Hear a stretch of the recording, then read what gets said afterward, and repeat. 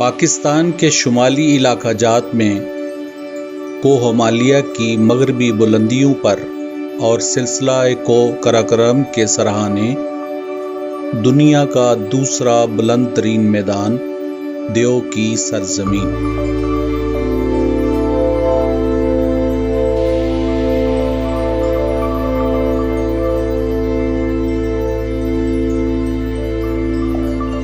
जहां एक तरफ K2 अपनी सरबुलंदी से इस खित्ते में दाग बिठाए हुए है और इसके जनूब मगरब में दुनिया का दूसरा बुलंद तरीन सतह मुर्तफा मैदान देवसाई।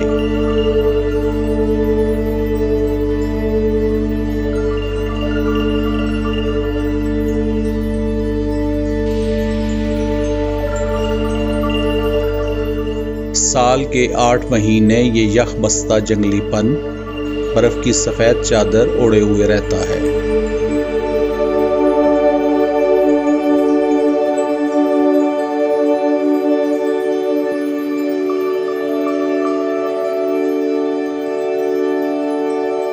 लेकिन सर्दियों के मौसम में जमा देने वाली सर्दी के बावजूद ये मैदान कभी बंजर नहीं होता। जिंदगी इसमें चलती रहती है।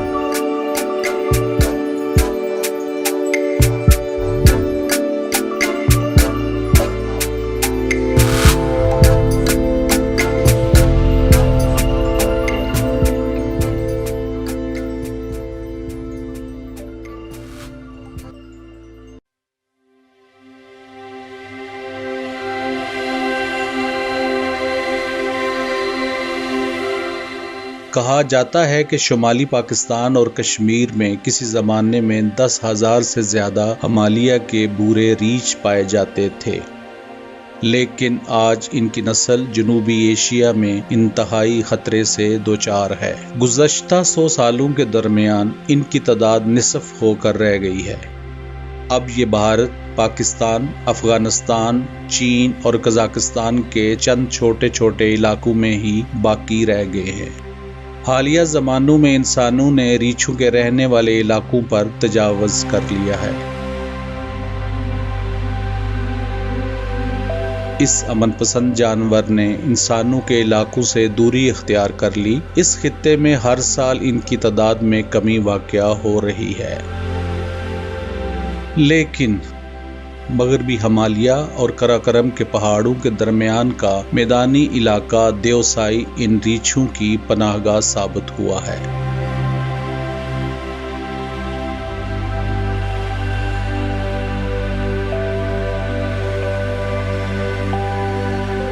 साल के 4 महीनों में जब सूरज की किरणें इस इलाके की जमीन को हरारत देती हैं, तो देवसाई के बल खाते मैदानों में जिंदगी लौट आती है।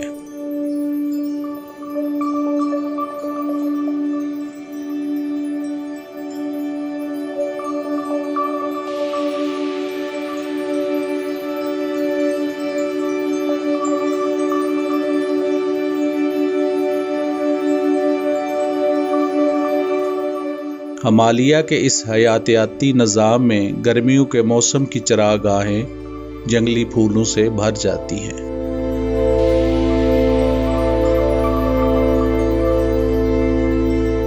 पौधों की 340 से ज्यादा अक़साम इन मैदानों और पहाड़ों में पाई जाती हैं।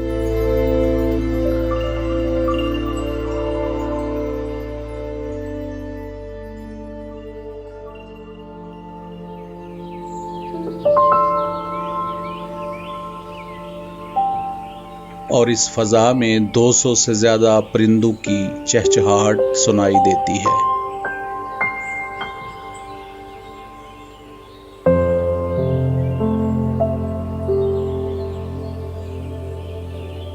देवसाई में दूध पिलाने वाले जानवरों की तकरीबन 18 अक़साम भी पाई जाती हैं, जिनमें ज्यादातर सुनहरी मार्मोट हैं, जो सयाहों की तवज्जो का बायस बनते हैं।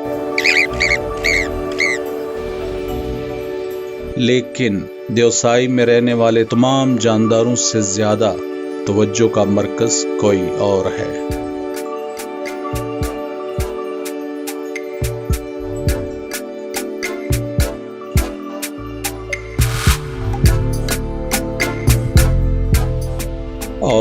वो है हिमालय का भूरा रीछ।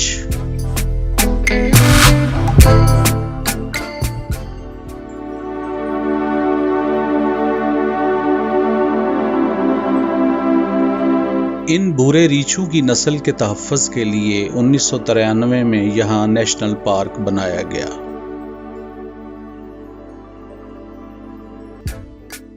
ये रीछ दुनिया के कई इलाकों में पाए जाते हैं। देवसाई के ये रीछ अजीम को हिमालय के कदीम मकीन हैं।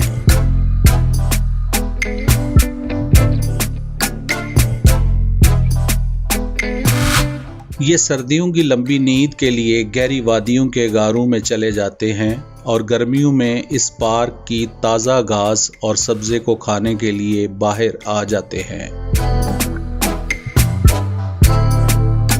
इन रीछों की जिल्द बहुत मोटी होती है, जिस पर गहरे भूरे बाल होते हैं और इनके कांधों पर एक कोहान होता है। इनके लमूतरे चेहरे पर बड़े बड़े कान और एक लंबी थूथनी होती है। इनके अगले तेज दांत आसानी से गोश्त को चीर सकते हैं, लेकिन ये अमूमन सब्ज़ीखोर होते हैं और इनके पिछले दांत पौधे खाने के लिए बहुत मौजू हैं।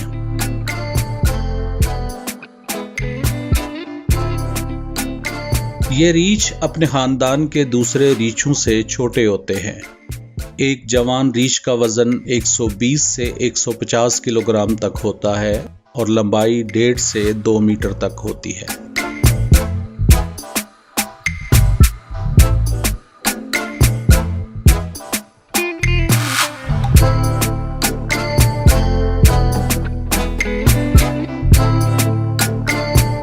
देवसाई के भूरे रीछों की नस्ल बढ़ाने की शरह दुनिया में पाए जाने वाले दूसरे रीछों की निस्बत बहुत कम है। नर रीछ के मुकाबले में मादा रीछ का वजन 60 से 70 किलोग्राम होता है और ये 8 साल की उम्र में बलोगत को पहुंचती है और आमतौर पर सिर्फ एक बच्चा पैदा करती है। रीछ का बच्चा मां के साथ 5 साल तक रहता है और इस दौरान रीछनी मिलाप नहीं करती।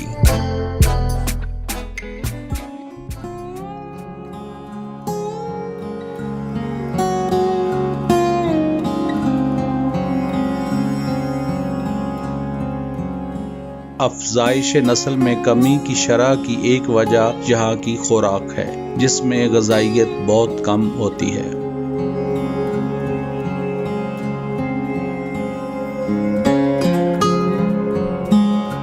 ताहम रीछ इन तमाम चीज़ों को खा लेते हैं जो मौका पर मौजूद हैं।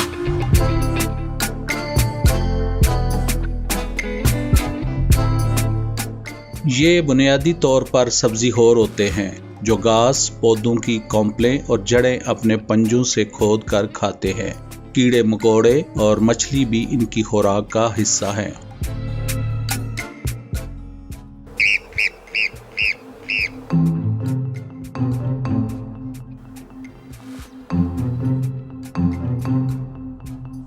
दूसरे छोटे दूध पिलाने वाले जानवर जैसे मारमोट भी रीछों को राग़िब करते हैं।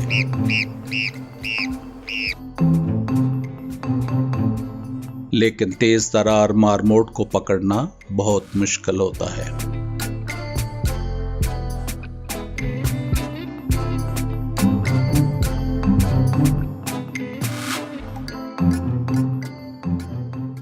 दो 2007 तक पार्क में एक सर्वे के मुताबिक रीछ की तादाद बढ़कर 43 हो चुकी थी और 2019 तक एक अंदाजे के मुताबिक इनकी तादाद 72 से तजावज़ कर चुकी है।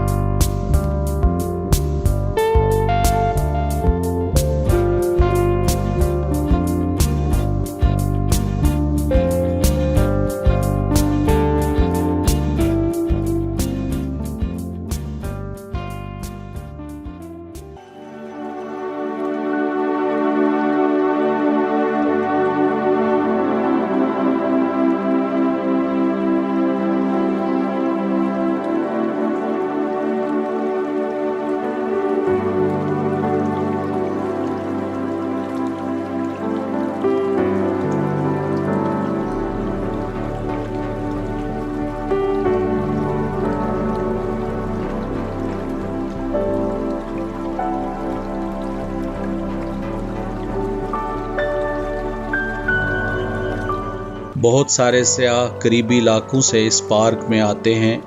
इनको माहौलियात से मुतल्लिक बहुत कम मालूमात होती हैं। बजाय इसके कि सयाह इस शानदार कौमी वर्से की एक निगहबान की तरह हिफाजत करें, वो इसको उल्टा नुकसान पहुंचाते हैं। कुछ लोग पार्क में आग लगाते हैं और कूड़ा पार्क में फेंक जाते हैं, जो ज्यादातर जमीन में हल ना होने वाली चीजें होती हैं। बदकिस्मती से यहाँ इस कूड़े को ठिकाने लगाने का कोई बंदोबस्त नहीं है।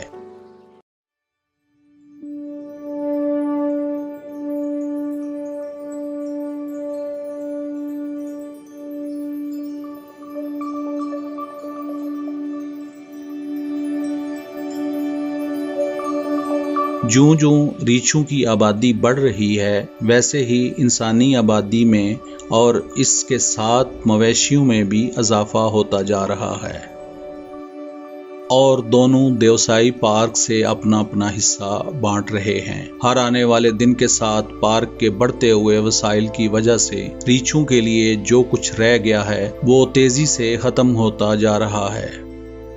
अगर इस इलाके को ख़त्म होने के ख़तरे से दो चार भूरे रीछों की पनाहगाह के तौर पर बरकरार रखना है तो इसके कीमती वसाइल को ज़्यादा मौसर तरीके से महफूज करना होगा। देवसाई इस खित्ते में वो वाहिद इलाका है जहां भूरे रीछ की नस्ल परवान चढ़ रही है।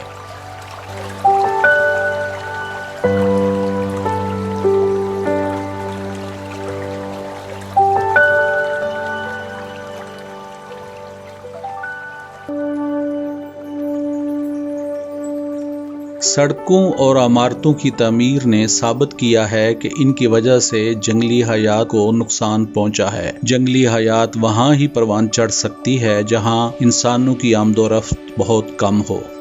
अगर पार्क में तामीरात को वतीरा बना लिया गया तो इसको रोकना मुश्किल हो जाएगा। पार्क में इमारतों की तामीर जारी रही तो इसमें रहने वाली जंगली हयात मुकम्मल तौर पर तबाह हो जाएगी। देवसाई पार्क में आने वाले ज़ायरीन के लिए माहौलियात की तालीम बहुत ज़रूरी है। पार्क के कवानीन पर सख्ती से अमल दरामद कराना होगा ताकि वो मखसूस कुदरती माहौल को बर्बाद ना करें। पार्क को अपनी पुरानी असल हालत में लाने के लिए ज़रूरी है कि यहाँ कूड़े को सही तरीके से ठिकाने लगाने का एक निज़ाम मुतारफ़ कराया जाए।